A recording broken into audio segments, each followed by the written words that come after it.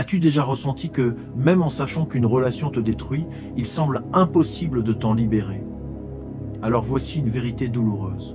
Tu n'es pas attaché à la personne, mais à l'illusion que tu as créée à son sujet, et tant que tu n'apprendras pas à identifier et à briser les liens inconscients qui te maintiennent dans ce cycle, tu continueras à revenir à la même souffrance, à répéter les mêmes schémas sans même t'en rendre compte. Carl Gustav Jung a consacré sa vie à comprendre pourquoi cela se produit, et plus important encore, comment nous libérer de cette prison émotionnelle. Et dans cette vidéo, je vais te révéler tout ce qu'il a découvert sur la dépendance émotionnelle. Et plus encore, je vais te montrer le chemin exact pour briser ce cycle une bonne fois pour toutes. Quand cette vidéo se terminera, tu ne te contenteras pas de comprendre, tu ressentiras le poids de cette relation s'éloigner de toi. Tu t'es sûrement déjà demandé pourquoi il est si difficile de se détacher émotionnellement de quelqu'un. Pourquoi avons-nous cette impression d'être liés par un fil invisible?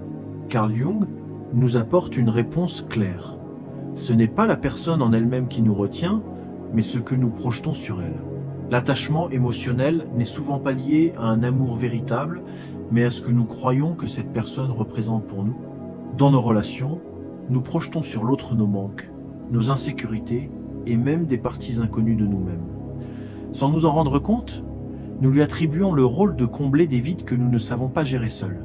Cette projection peut créer un lien si fort que même lorsque la relation devient douloureuse, il nous est difficile de lâcher prise. Le problème, c'est que ce besoin de connexion naît souvent d'un déséquilibre intérieur. Jung expliquait que lorsqu'une personne n'a pas pleinement développé son identité propre, elle a tendance à chercher à l'extérieur ce qui lui manque à l'intérieur. Et c'est là que naît la dépendance émotionnelle. Si nous observons attentivement, nous remarquerons que la sensation d'attachement intense est généralement liée à quelque chose que nous pensons perdre en nous éloignant de cette personne. Peut-être s'agit-il d'un sentiment de sécurité, de validation, de compagnie ou même d'un idéal d'amour que nous avons projeté sur elle. Mais si tout cela existait déjà en nous, l'attachement n'est pas de l'amour. Un amour sain ne fait pas souffrir, il n'étouffe pas et ne nous fait pas sentir prisonniers. Ce qui fait mal, c'est l'illusion de la perte. La sensation que sans l'autre, nous ne sommes pas complets. Mais la vérité, c'est que nous sommes déjà entiers. Nous n'avons simplement pas appris à le voir. Si nous voulons nous libérer, nous devons d'abord comprendre ce qui nous retient. C'est la première étape vers une véritable prise de distance émotionnelle. Et pour cela, il faut aller au-delà des apparences et plonger en nous-mêmes. Nous ne comprenons pas toujours pourquoi nous nous sentons si attachés à quelqu'un, même lorsque cette relation nous fait souffrir. Parfois, nous avons l'impression de revivre un cycle déjà connu, comme si nous étions prisonniers d'une répétition inévitable. Ce schéma ne survient pas par hasard. Il a des racines profondes dans notre psyché, façonnées par ce que Jung appelait les complexes émotionnels. Carl Jung décrivait les complexes comme des noyaux d'énergie émotionnelle logés dans l'inconscient, formés par nos expériences passées. Ces complexes agissent comme des filtres invisibles, influençant notre perception du monde et nos comportements relationnels. Souvent, notre attachement à une personne ne concerne pas réellement celle-ci, mais plutôt un écho du passé que nous portons en nous. Si tu as déjà eu l'impression de te retrouver toujours dans le même type de relation, avec des conflits qui se répètent encore et encore, il y a de fortes chances qu'un complexe soit à l'œuvre. Le complexe d'abandon, par exemple, peut pousser une personne à s'accrocher désespérément à quelqu'un par peur d'être laissé de côté, même lorsque la relation est destructrice.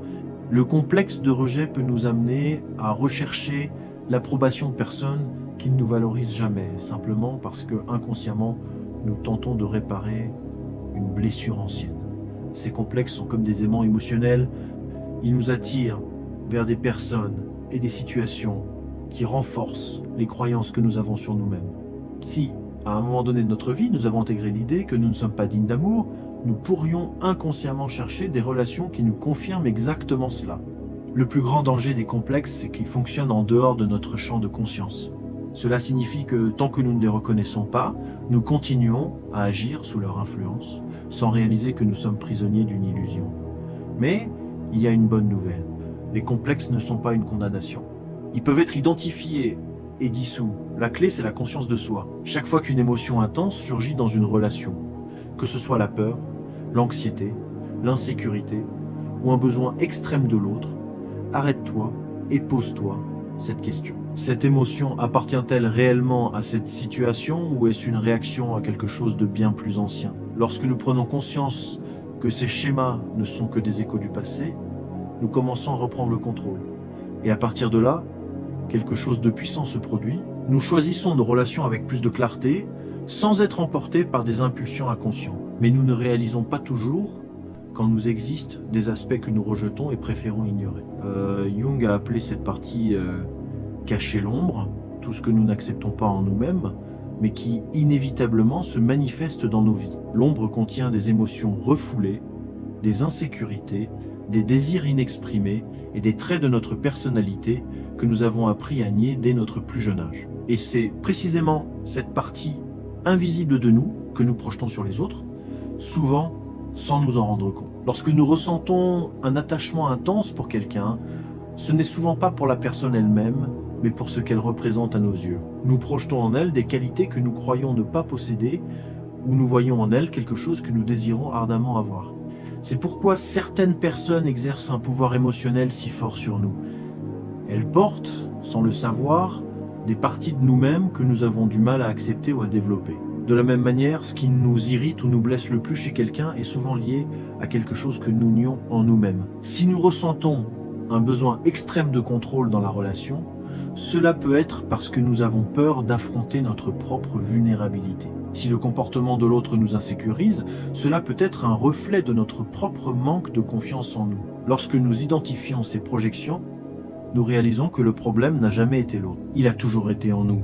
L'ombre agit de manière subtile et l'un des signes les plus évidents de sa présence est l'intensité émotionnelle que nous ressentons envers quelqu'un. Plus la connexion est forte, plus il est probable que cette personne reflète quelque chose que nous devons reconnaître en nous-mêmes. Si l'attachement semble incontrôlable, si nous avons l'impression que cette personne est indispensable à notre bonheur, c'est peut être parce qu'une partie de nous est emprisonnée dans cette relation.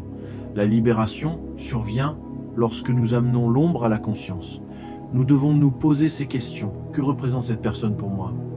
Qu'est-ce que j'admire en elle et que je crois ne pas avoir? Qu'est-ce qui me blesse le plus dans cette relation? Et comment cela reflète-t-il quelque chose en moi? Lorsque nous faisons face à ces réponses, nous réalisons que nous n'avons pas besoin de l'autre pour nous sentir complets. Tout ce que nous cherchons est déjà en nous, attendant simplement d'être reconnu. Prendre conscience de l'ombre ne signifie pas se détourner des relations ou éviter les liens profonds.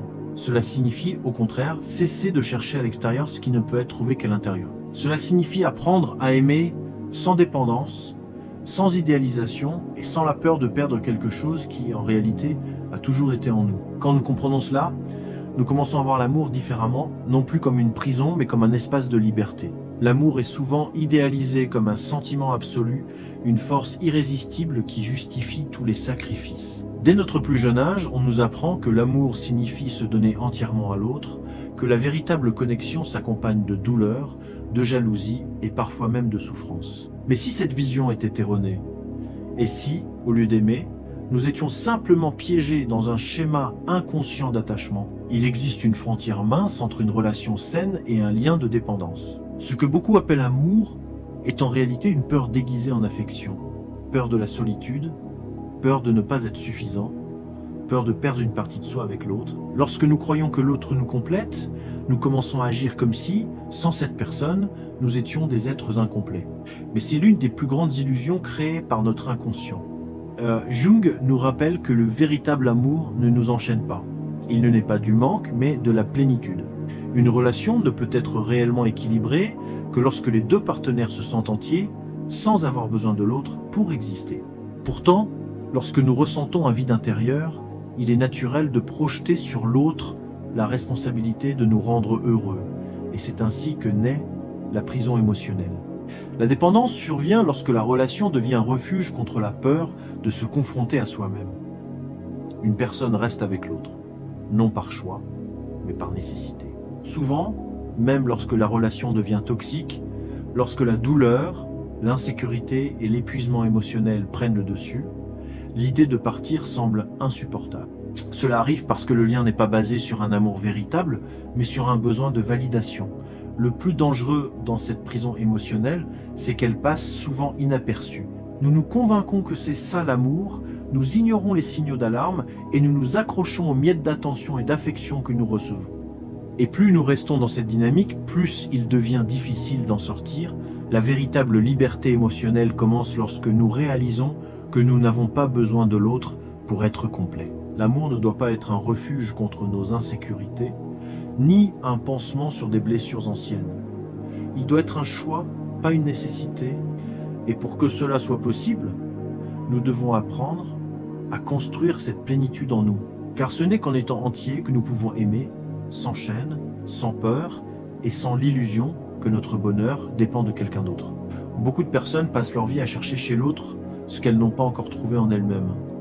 Nous créons l'illusion que si nous trouvons quelqu'un qui nous aime suffisamment, nous nous sentirons enfin complets.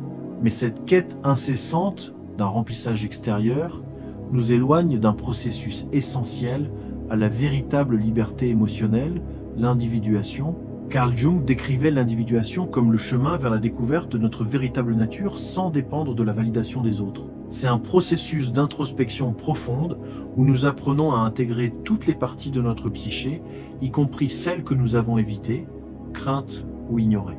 Lorsque nous négligeons ce parcours, nous devenons vulnérables à des relations qui renforcent notre sentiment de manque, car sans nous en rendre compte, nous cherchons chez l'autre des fragments de nous-mêmes. La dépendance émotionnelle apparaît lorsque nous n'avons pas encore complété ce processus. Lorsque nous ne nous connaissons pas véritablement, nous avons tendance à projeter sur l'autre ce que nous ressentons comme un manque en nous. Cela nous pousse à idéaliser nos partenaires, à créer des attentes irréalistes et inévitablement à souffrir lorsque nous réalisons que personne ne peut nous offrir ce que nous seuls pouvons trouver en nous-mêmes. Le premier pas vers la libération émotionnelle est d'assumer la responsabilité de notre propre bien-être. Trop souvent, nous confions aux autres la mission de nous rendre heureux, comme si notre épanouissement personnel dépendait d'une force extérieure. Mais c'est un piège dangereux, car cela nous place dans une position de vulnérabilité où notre paix intérieure devient conditionnée au comportement d'une autre personne. L'individuation nous apprend que nous sommes responsables de combler nos propres manques. Cela ne signifie pas que nous devons nous fermer à l'amour ou aux relations, mais que nous devons nous y engager par choix et non par nécessité. Une relation saine se construit entre deux individus complets et non entre deux moitiés cherchant à se combler mutuellement. Ce processus demande du courage. Faire face à soi-même peut être inconfortable, car cela implique d'affronter nos douleurs, nos faiblesses et tout ce que nous avons évité de regarder. Mais c'est dans cet affrontement que réside la véritable transformation. Lorsque nous apprenons à trouver du plaisir dans notre propre compagnie, lorsque nous développons un sens de l'identité solide, l'attachement émotionnel perd de son emprise. Non pas parce que nous cessons d'aimer, mais parce que nous apprenons à aimer consciemment, sans chaîne ni peur. À mesure que nous devenons plus authentiques et que nous nous détachons de l'illusion d'avoir besoin de l'autre pour être heureux, nous réalisons que la véritable plénitude n'a jamais été à l'extérieur.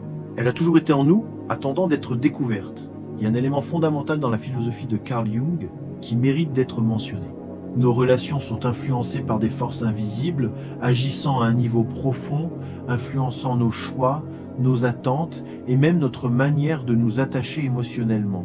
Jung a identifié deux de ces forces primordiales dans l'inconscient humain, l'animus et l'anima. Ils représentent respectivement l'aspect masculin inconscient chez la femme et l'aspect féminin inconscient chez l'homme. Lorsque nous ne sommes pas conscients de ces énergies en nous, nous les projetons sur les personnes avec qui nous nous engageons, ce qui crée des dépendances, des idéalisations et des frustrations constantes. L'anima, chez l'homme, est l'archétype de la féminité intérieure, lié aux émotions, à l'intuition et à la sensibilité. Lorsqu'un homme ne développe pas son anima en lui, il cherche des femmes qui incarnent ces qualités, espérant inconsciemment qu'elles combleront un vide émotionnel qu'il ne sait pas intégrer par lui-même. Le risque est alors l'idéalisation. Il place sa partenaire sur un piédestal, attendant d'elle qu'elle lui apporte une complétude qu'il n'a pas trouvée en lui-même. Lorsque cette attente est déçue, la frustration et l'attachement excessif prennent le dessus. L'animus, chez la femme, est l'archétype de la force intérieure, de la logique et de l'action. Lorsqu'une femme ne reconnaît pas et ne développe pas son animus, elle peut manquer de confiance pour prendre des décisions et se tourner vers des hommes qui semblent forts, stables et protecteurs, espérant qu'ils joueront ce rôle pour elle. Comme avec l'anima, cette projection peut conduire à une dépendance émotionnelle, car la femme ressent alors qu'elle a besoin de l'autre pour se sentir en sécurité et validée dans le monde. Ces projections créent une illusion de nécessité dans la relation. Le partenaire devient une représentation symbolique de ce que nous croyons manquer en nous. Cette dynamique peut être intense et addictive, car l'autre semble être la clé de notre plénitude. Mais inévitablement, toute attente projetée finit par être déçue, car personne ne peut éternellement remplir un rôle destiné à compléter notre psyché. La solution à ce cycle est de reconnaître et d'intégrer ces énergies en nous. L'homme doit développer sa sensibilité, sa connexion avec ses émotions, sans attendre qu'une femme le fasse pour lui. La femme doit renforcer sa confiance en elle et son indépendance, sans avoir besoin d'un homme pour se sentir en sécurité. Lorsque cet équilibre se crée, la relation cesse d'être une quête de complétude et devient une rencontre authentique entre deux individus qui se sentent déjà entiers. Cependant, même lorsque nous nous éloignons physiquement de quelqu'un, il arrive que nous ressentions encore sa présence dans nos pensées et nos émotions. Nous pensons à cette personne constamment, nous revivons d'anciennes conversations, nous ressentons de la nostalgie ou même de la colère. Cette connexion invisible peut être un signe que des liens énergétiques nous retiennent encore à cette relation, nous empêchant de nous détacher émotionnellement pour de bon. Jung nous enseigne que les relations ne se jouent pas uniquement au niveau conscient. Dans l'inconscient, nous tissons des liens profonds avec ceux avec qui nous avons partagé des expériences intenses, et ces liens peuvent perdurer même après une séparation. Plus l'attachement était fort, plus il est difficile de s'en libérer complètement. Cela se produit parce qu'une partie de notre identité était liée à l'autre. Lorsque la relation prend fin, nous avons l'impression qu'une partie de nous disparaît avec elle.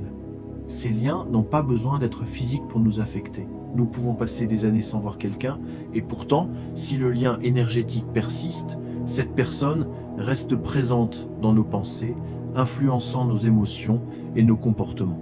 Cela peut nous empêcher d'avancer, créant un sentiment de stagnation ou une dépendance émotionnelle invisible. Le premier pas pour couper ces liens est d'en reconnaître l'existence. Chaque fois que tu remarques que tes pensées reviennent sans cesse vers cette personne, pose-toi cette question. Ce lien me sert-il encore ou suis-je prisonnier d'une illusion ? Il est crucial de comprendre que maintenir un attachement uniquement par habitude émotionnelle peut ralentir ton évolution personnelle. La véritable liberté émotionnelle ne vient pas du fait de fuir l'amour ou les relations, mais du fait de les vivre sans attachement excessif, sans dépendance et sans illusion. Lorsque nous comprenons cela, nous nous ouvrons à des relations plus saines où l'amour est une expérience de partage et non un refuge contre nos propres insécurités. Une façon efficace de rompre cette connexion est d'utiliser la visualisation consciente. Ferme les yeux et imagine un fil énergétique te reliant à cette personne. Observe la couleur et l'intensité de ce fil. Puis, visualise une lumière brillante coupant cette connexion en douceur, sans ressentiment, simplement avec l'intention de te libérer. En même temps, répète mentalement des affirmations comme « Je me libère de cette connexion ». Je permets à cette personne de suivre son chemin tout comme je suis le mien. Il est également essentiel de remplacer l'espace que cette personne occupait dans ton esprit par quelque chose de nouveau. Développer de nouvelles habitudes, approfondir la connaissance de soi et investir dans son propre chemin sont des moyens puissants d'éviter de retomber dans des cycles émotionnels qui n'ont plus de sens. Lorsque nous coupons des liens avec conscience et intention, nous cessons d'être prisonniers du passé et nous reprenons enfin le contrôle de notre énergie et de nos émotions. Cependant, même après avoir pris la décision de s'éloigner émotionnellement de quelqu'un, il est fréquent d'avoir des moments de doute, de nostalgie ou même l'envie de reprendre contact. L'esprit commence à créer des excuses. Et si j'exagérais ? Peut-être devrais-je donner une autre chance ? Je veux juste savoir comment cette personne va. Ces rechutes émotionnelles font partie du processus, mais il est essentiel de reconnaître qu'elles sont des pièges de l'inconscient conçus pour nous ramener à d'anciens schémas. Notre cerveau est programmé pour rechercher le confort et les relations intenses créent des chemins neuronaux profonds qui nous font ressentir un manque de ce qui nous était familier. Comme quelqu'un qui tente d'abandonner une addiction, le premier réflexe n'est pas un désir réel pour l'autre, mais une réaction automatique de l'esprit qui cherche à retrouver ce à quoi il était habitué. Le secret pour éviter les rechutes est d'établir des stratégies conscientes pour briser ce cycle. Chaque fois que tu ressens le besoin de contacter cette personne, essaie la règle des 30 minutes. Avant d'envoyer un message ou de chercher des informations à son sujet, attends une demi-heure et dirige ton attention vers une autre activité, un livre, une promenade, un passe-temps. Dans la plupart des cas, l'urgence disparaît, prouvant que le désir était éphémère. Une autre méthode puissante et le journal de la réalité. Écris en détail toutes les raisons qui t'ont poussé à t'éloigner. Chaque fois que tu ressens l'envie de revenir en arrière, relis ces notes. Lorsque nous sommes émotionnellement fragiles, nous avons tendance à idéaliser le passé et à oublier les douleurs qui nous ont poussés à partir. Avoir un rappel écrit, clair et objectif permet de rester ferme dans sa décision. De plus, sois attentif à tes déclencheurs émotionnels. Les moments de solitude, de stress ou de baisse d'estime de soi peuvent réactiver l'envie de chercher l'autre. Anticipe ces moments et mets en place un plan d'action pour les affronter. Crée de nouvelles routines, renforce ton réseau de soutien et souviens-toi que chaque fois que tu résistes à une rechute, tu reprogrammes ton cerveau pour vivre sans cette dépendance. La véritable guérison survient lorsque tu réalises que tu n'as plus besoin de la présence de l'autre pour te sentir entier. Le désir de revenir peut encore surgir, mais avec le temps, il perd de sa force. Jusqu'au jour où tu prends conscience que cette personne n'occupe plus d'espace en toi. Et c'est à ce moment-là que le détachement émotionnel devient définitif. Une autre méthode extrêmement puissante, celle que je ressens le plus profondément et qui selon moi fonctionne réellement, est d'utiliser le silence comme outil de transformation. Nous vivons dans un monde où le silence est souvent évité. Nous sommes constamment entourés de bruit, notifications, conversations, distractions incessantes. Pourtant, lorsque nous cherchons à nous détacher émotionnellement de quelqu'un, le silence devient un allié puissant. Il n'est pas un vide à combler, mais un espace essentiel pour la reconstruction intérieure. Carl Jung croyait que la solitude et le silence étaient essentiels à la connaissance de soi. Il disait que celui qui cherche des réponses en lui-même doit apprendre à faire taire le bruit extérieur. Et cela inclut, avant tout, le silence en relation avec la personne dont nous essayons de nous éloigner. Souvent, lorsque nous nous sentons mal à l'aise face au silence, c'est parce qu'il nous force à nous confronter à nous-mêmes. Sans distraction, sans la présence de l'autre, nous nous retrouvons face à face avec nos émotions les plus profondes. Et bien que cela puisse être inconfortable au début, c'est aussi la clé d'une transformation véritable. La solitude consciente ne signifie pas l'isolement. Elle signifie être pleinement avec soi-même, sans avoir besoin de la validation de qui que ce soit. Au lieu de voir le silence comme une punition, nous devrions le considérer comme une invitation à renforcer notre indépendance émotionnelle. C'est dans le silence que nous apprenons à nous écouter, à comprendre nos véritables besoins et à nous libérer des schémas inconscients qui nous maintiennent prisonniers du passé. Un exercice puissant pour utiliser le silence comme un outil de guérison est de consacrer 30 minutes par jour à être complètement seul, sans téléphone, sans distraction, sans la présence d'autres personnes, juste toi et tes pensées. Au début, cela peut sembler difficile, mais avec le temps, tu commenceras à en voir la valeur. Utilise ce moment pour te poser la question « Qui suis-je sans cette personne ?» et observe les réponses qui émergent. L'absence de quelqu'un ne doit pas être perçue comme une perte, mais comme une opportunité de se redécouvrir. Lorsque nous apprenons à trouver la paix dans le silence, nous réalisons que nous n'avons jamais été vraiment seuls. Nous nous sommes toujours eus, et cela en soi est bien plus que suffisant pour avancer avec force et liberté. Alors, récapitulons. Comprendre l'attachement émotionnel est la première étape pour s'en libérer. Tu n'es pas prisonnier de la personne, mais de ce qu'elle représente pour toi. Une fois ces schémas identifiés, il est temps de remettre en question les croyances qui alimentent cet attachement. Remplace-les par des vérités plus saines. Mon bonheur ne dépend que de moi, je suis complet, seul, la vie continue et de nouvelles connexions apparaissent toujours. L'étape suivante consiste à reconstruire ton identité sans l'autre. Consacre du temps à toi-même, redécouvre tes passions, renforce ta routine et élargis ton cercle social. Il est également essentiel de couper les liens énergétiques et émotionnels. S'éloigner physiquement ne suffit pas, il faut aussi rompre les connexions internes qui te retiennent encore au passé, enfin évite les rechutes. L'envie de revenir peut surgir, mais tu n'es pas obligé d'y céder. À chaque impulsion de contact, attends 30 minutes. Fais autre chose. La plupart des désirs disparaissent lorsqu'on ne nourrit pas le besoin immédiat. Et un jour, sans même t'en rendre compte, tu réaliseras que tu n'en ressens plus le manque. Au début, la prise de distance émotionnelle peut sembler douloureuse, voire effrayante. Lorsqu'on s'éloigne de quelqu'un avec qui on a tissé un lien profond, on a l'impression de laisser derrière soi une partie de son histoire. Comme si l'on disait adieu à une version de soi-même qui n'existait que dans cette relation. Mais ce que beaucoup ne réalisent pas, c'est que derrière ce vide apparent, un phénomène bien plus grand est en train de se produire. Une renaissance. Carl Jung disait que pour que quelque chose de nouveau émerge, quelque chose d'ancien doit mourir. Ce principe ne s'applique pas seulement à la vie physique, mais aussi à notre vie émotionnelle. Lorsque nous nous libérons d'un attachement qui nous limitait, nous ne faisons pas que fermer un chapitre. Nous créons un espace pour que quelque chose de nouveau puisse éclore en nous. Mais pour que cette renaissance ait lieu, il faut accepter le processus de transformation. Avoir confiance en chaque étape et comprendre que la douleur du détachement n'est en réalité que le symptôme d'une profonde évolution. Au début, il peut sembler que rien n'a changé. La nostalgie peut revenir, l'esprit peut s'attarder sur d'anciens souvenirs, mais peu à peu, quelque chose commence à se transformer. Ton énergie n'est plus retenue par le passé. Le poids émotionnel s'allège, tu te rends compte que les jours passent normalement, que ton identité n'est plus liée à la présence de cette personne, et que ce qui te semblait autrefois essentiel n'est désormais qu'un souvenir. C'est cela, la véritable renaissance. Découvrir que tu es plus grand que n'importe quelle relation que tu as vécue. Ta vie continue, tu peux lui donner de nouveaux sens, rencontrer d'autres facettes de toi-même et t'ouvrir à des expériences qui résonnent davantage avec qui tu es devenu. La douleur de l'attachement s'efface et à sa place naît un nouveau sentiment de liberté. Ceux qui traversent ce processus et s'autorisent à avancer réalisent que le véritable amour n'est pas une dépendance, mais un état intérieur de plénitude. Et qu'une fois que nous apprenons à nous suffire à nous-mêmes, les relations ne sont plus un refuge, mais un simple complément d'une vie déjà complète. La libération émotionnelle ne signifie pas seulement s'éloigner de quelqu'un. Cela signifie se retrouver, se redécouvrir, se renforcer.